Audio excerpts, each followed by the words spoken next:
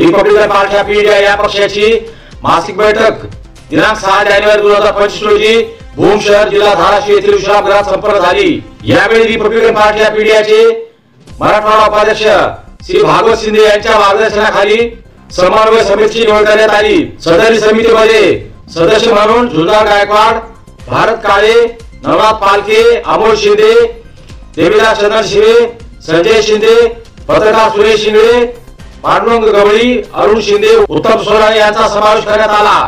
या बैठकीला Republican party of इंडियाचे असंख्य कार्यकर्ते यावेळी उपस्थित होते। त्यानंतर रिपाईचे मराठवाडा उपाध्यक्ष श्री भागवत शिंदे यांनी उपस्थित कार्यकर्त्यांना आपल्या भाषणातून मार्गदर्शन केले।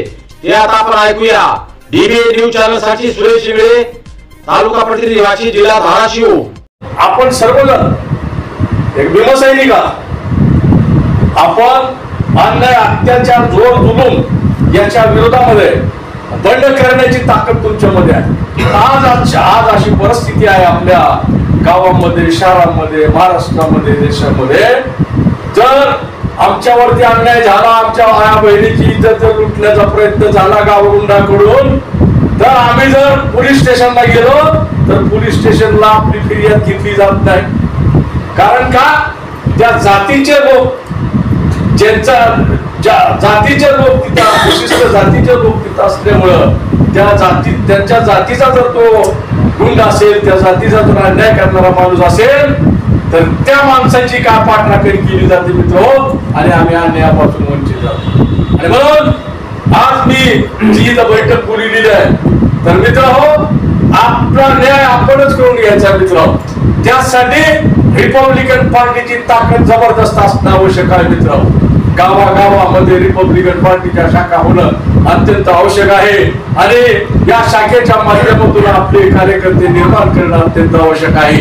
आणि हेच कार्यकर्ते तुम्हाला न्याय देऊ शकतात, याच्यावर तुमचा ठाम विश्वास असला पाहिजे मित्र।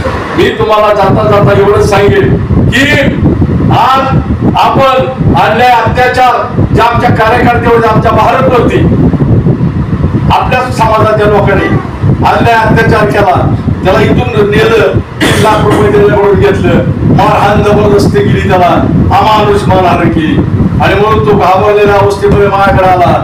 बॉस म्हणला की हे लोक मला अशा करण्याच्या पद्धतीमध्ये आहेत।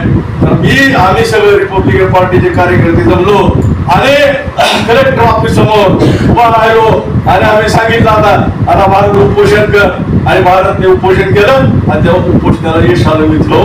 तिचे गाव गुंड होते, त्यांनी तिथे येऊन वाटाणे घेतलं आणि त्याला माफीनामा लिहून त्याच्या